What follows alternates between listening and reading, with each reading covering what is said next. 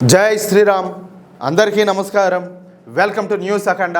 నేను మీ కస్తూరి శ్రీధర్. మిత్రులారా, దేశాన్ని ముక్కలు చేయాలని చూసినటువంటి పిఎఫ్ఐ జిహాదీ ముఠాకు కోర్టు చావు దెబ్బ అయితే కొట్టింది. ఎన్ఐఏ కోర్టు ఇచ్చినటువంటి సంచలన తీర్పుతో దేశద్రోహ శక్తులన్నీ కూడా ఇప్పుడు ఒక్కసారిగా ఉలిక్కిపడినాయి. మన భరత మాతను టార్గెట్ చేసినటువంటి పిఎఫ్ఐ ఫౌండర్ అబూ బకర్ కు ఎట్టి పరిస్థితుల్లో కూడా బెయిల్ ఇచ్చే ప్రసక్తి లేదని చెప్పేసి కోర్టు తేల్చి చెప్పడంతో ఈ ఉగ్రవాదులకు అందరూ కూడా చెక్ పెట్టినట్లు అయిపోయింది. అసలు ఈ పిఎఫ్ఐ అంటే ఏంటి, దీని వెనక ఉన్నటువంటి అసలు కథ ఏంటో ప్రతి ఒక్కరికి అర్థమయ్యే విధంగా ఇప్పుడు క్లియర్ గా చెప్పే ప్రయత్నం చేస్తా. ఓకేనా? మన దేశంలో 1990వ దశకంలో సిమి అనేటటువంటి ఒక ప్రమాదకరమైన ఉగ్రవాద సంస్థ అయితే ఉన్నింది. సిమి అంటే students Islamic movement of India అని చెప్పేసి అర్థం.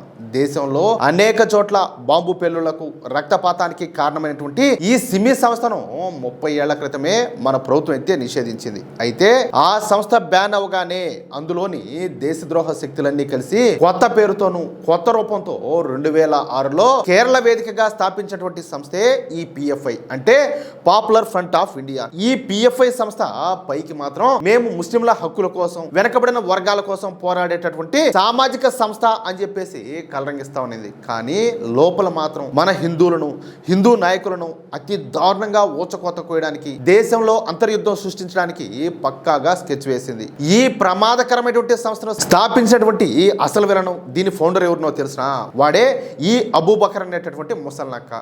ఈ అబూ బకర్ నాయకత్వంలో పిఎఫ్ఐ దేశవ్యాప్తంగా అమాయక ముస్లిం యువకులను రెచ్చగొట్టి వాళ్లకు కత్తులు, బాంబులతో ట్రైనింగ్ ఇప్పించింది. వీళ్ళ అసలు ప్లాన్ ఏంటి అనేది మన జాతీయ దర్యాప్తు సంస్థ ఎన్ఐఏ బయట పెట్టినటువంటి మిషన్ 2047 రహస్య పత్రాల ద్వారా బయటపడింది. మన దేశానికి స్వాతంత్రం వచ్చి 100 ఏళ్లు పూర్తి అయ్యే నాటికి అంటే 2047 కల్లా భారతదేశాన్ని పూర్తిగా ఒక ఇస్లామిక్ దేశంగా మార్చాలనేది వీళ్ళ దిక్కుమాలిన ప్లాన్. దీనికోసం దేశవ్యాప్తంగా హిందూ నాయకులను టార్గెట్ చేయడం, మత గొడవలు సృష్టించడం లాంటి దారుణాలకంతా కూడా ఒడిగట్టినారు. కానీ కేంద్రంలో మన మోడీ ప్రభుత్వం వచ్చాక ఈ దేశద్రోహ మోకల ఆటలన్నీ కూడా ఎట్టి పరిస్థితుల్లో కూడా సాగమని చెప్పేసి గట్టిగా హెచ్చరించింది. ఇక 2022 సెప్టెంబర్లో కేంద్ర హోంశాఖ దేశవ్యాప్తంగా భారీ ఆపరేషన్ నిర్వహించి ఈ ఉగ్రవాద పిఎఫ్ఐ సంస్థను భారతదేశంలో పూర్తిగా బ్యాన్ చేసేసింది. అలాగే వందలాది మంది పిఎఫ్ఐ లీడర్లను కుక్కలు తరిమినట్టు తరిమి తీసుకుపోయి జైల్లో పెట్టింది.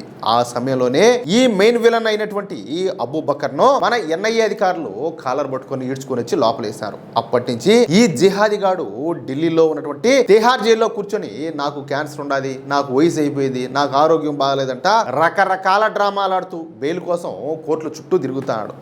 కాదులే అంటే బయటకు వచ్చి మళ్ళీ ఏం చేద్దామని. కానీ మన జాతీయ దర్యాప్తు సంస్థ అయినటువంటి ఎన్ఐఏ వీడి ఆటలు ఎంత మాత్రం కూడా సాగనివ్వాల. ఒకవేళ వీడు గనక బెయిల్ మీద బయటకు వస్తే దేశ భద్రతకే ముప్పని, సాక్ష్యాలను తారుమారు చేస్తాడని పక్కా ఆధారాలతో కోర్టు ముందైతే పెట్టింది. దీంతో ఢిల్లీలోని పాటియాలా హౌస్ కోర్టు వీడి అభ్యర్థనను పాతాళంలోకి తొక్కేసింది, అంటే రిజెక్ట్ చేసింది. వీడికి బెయిల్ ఇచ్చే ప్రసక్తే లేదని, ఈ దేశద్రోహ కేసులో అబూ బకర్ లోపల ఉండి తీరాల్సిందే అని చెప్పేసి జడ్జి గారు గట్టిగా తీర్పు అయితే ఇచ్చారు. మన దేశాన్ని, మన హిందూ సోదరులను టార్గెట్ చేయాలని చూస్తే ఏమవుతుందో చూశారు కదా. మన మోడీ గారి నాయకత్వంలోని పక్కా జాతీయవాద పాలనలో దేశద్రోహులకు, జిహాదీ శక్తులకు ఇకపైన తప్పించుకునే దారి అనేది ఎట్టి పరిస్థితుల్లో కూడా ఉండదు. దేశ భద్రతను సవాలు చేసేటటువంటి ఎవరికైనా సరే చట్టం అనేది కఠినంగా ఇదే విధంగా సమాధానం చెప్తుంది. మన జవాన్లంతా కూడా సరిహద్దుల్లో సిద్ధంగా ఉన్నారు. మన దర్యాప్తు సంస్థలు దేశం లోపల అప్రమత్తంగా ఉన్నాయి. మన కోర్టులు కూడా నేరస్తులకు తగిన విధంగా శిక్ష విధించేందుకు ఎట్టి పరిస్థితులు కూడా వెనకాడు. దేశాన్ని దెబ్బతీయాలని చూసేటటువంటి శక్తుల తోకలో